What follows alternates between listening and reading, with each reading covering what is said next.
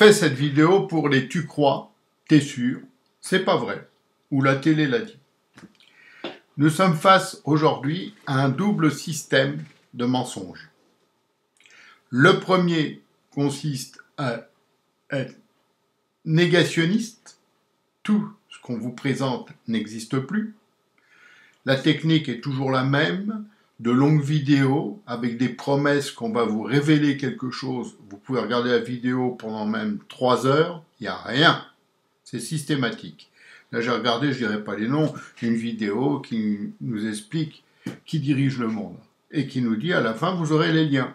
Les liens, vous les attendrez toujours. Il n'y en a jamais. C'est clair, c'est net. Deuxième catégorie de menteurs, malheureusement, ce que j'appellerais les menteurs officiels. C'est-à-dire, vous avez d'une part les médias, qui sont là pour faire de la propagande, et d'autre part le gouvernement qui utilise le système pour faire aussi de la propagande. Donc voilà. Et au milieu, il y a un îlot, avec des gens comme nous, qui disons non. Non, on n'en veut pas. On ne veut pas être des complotistes qui racontent n'importe quoi, et on ne veut pas non plus d'un gouvernement et d'un système médiatique qui nous ment. Voilà. Alors, on a eu le coronavirus, qui est l'exemple supérieur de tout. Puisque, avec ce coronavirus, on a arrêté l'économie mondiale, on a quasiment coulé l'économie. C'est un peu notre 1929 à nous, là, qu'on est en train de vivre. Donc, je vous dis pas, c'est pas fini. Ce qui va se passer après, je n'ose même pas y penser. En plus, on a un problème religieux grave, même très grave, puisque des gens bien intentionnés voudraient nous imposer leur religion d'amour. Moi, personnellement, je n'en veux absolument pas. Hein. C'est pas la mienne. Et tout cela se fait en toute quiétude, tranquillement. Hein, là, c'est les vacances, donc on part en vacances, on est tranquille, tout va bien. Nos ministres, dont le premier d'ailleurs, qui était, je le rappelle ici, c'est important, la personnalité chargée du déconfinement, on a vu le résultat, sont en vadrouille, carrément, tout le temps. Ils vont ici et là, dès qu'il y a un meurtre, dès qu'il y a un accident, dès qu'il y a quelque chose, ils y sont. Voilà. Et là, on va prendre des mesures, on va faire les choses, on va truc, machin. D'ailleurs, la dernière est tellement drôle que je suis obligé de la donner. C'est Darmanin qui va à Lille et il y a des problèmes de sécurité qui dit, sans rire, à la maire de Lille, pourtant une autre socialiste, on va vous donner des policiers à Noël. Bon, heureusement, il n'a pas dit à Pâques, hein, parce qu'on aurait cru que, franchement, bon, il a dit à Noël. Alors, voilà, on en est là. Et ça marche très bien. Pourquoi ?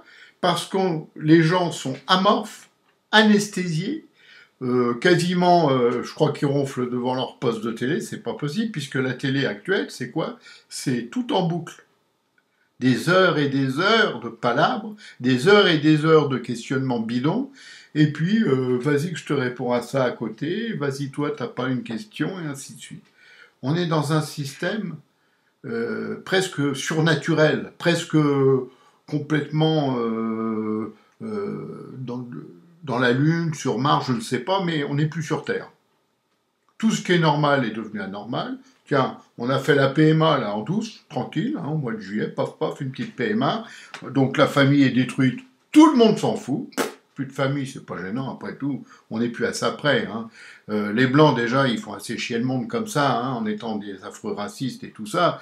Donc, franchement, on n'a pas besoin de famille non plus. Donc, bientôt, il n'y aura plus rien. Il n'y aura plus rien. Et on se dira, mais comment c'est possible ? Ben, c'est possible parce que tout le monde a laissé faire. Voilà. Donc, l'indifférence, le laxisme, le laisser-faire, ça donne une société qui meurt. Voilà, c'est tout. Alors, on n'a pas besoin de Hitler, de Staline, de machin, de trucs. C'est naturel maintenant. On va tous y aller tranquille. On n'aura plus qu'à voir si on ne peut pas voir un compartiment plus, disons, plus moderne que le voisin et puis un train plus rapide. Mais ça s'arrêtera là. Et, curieusement, tout le monde s'en fout. Parce que le vrai problème, il est là. Il n'est pas dans... Il y a Macron au pouvoir, il y a Castex qui est... Je ne sais pas ce qu'il est d'ailleurs. Il y a machin, il y a truc, il y a... Non, non. Il est dans le fait que tout le monde s'en fout. On est là, Et on s'en fout, tout simplement. Alors, pourquoi? Je ne sais pas, c'est devenu l'indifférence totale de tout. Par contre, si jamais il y a un problème avec les pingouins du pôle Nord, là peut-être, les gens vont un peu réagir parce que ça les touche vraiment, vraiment de très près. Mais des petits vieux sur les marchés français qui n'ont pas à bouffer, qui ramassent les restes, c'est quoi ça? Qu'est-ce qu'on en a à cirer? Des gens sous prétexte d'antiracisme qui disent la France on t'encule, etc., etc. Qu'est-ce que c'est ça? C'est rien du tout. C'est pas des, ce sont des gens bien même qui défendent l'antiracisme. Hein. Ceux qui crient, comme l'autre fois j'ai été plié en deux, il y a des gens qui ont mis une banderole dans une manifestation. C'était des gens dits d'extrême droite, la génération identitaire. Et les gens qui étaient en bas, ils ont crié « Attention, ce sont les juifs ». Bon, on n'est plus à ça près. Hein. On va nous dire bientôt qu'un tel ou un tel est ceci ou cela. Alors, le grand complot de merde là, que certains veulent nous faire passer, il faudrait les arrêter pour fausses nouvelles et tout ce qu'on veut, mais surtout, à quoi ils servent? Parce que c'est ça la question que je me suis posée pendant longtemps. Eh bien, ils servent à maintenir des Macron au pouvoir, tout simplement. Parce qu'ils créent une sorte de vide entre le pouvoir et le reste. Ce qui fait que toutes ces fake news, c'est même plus des fake news d'ailleurs, c'est plutôt des mensonges d'État, ce sont comment dire, c'est même insultant tellement c'est mauvais, c'est grave, etc.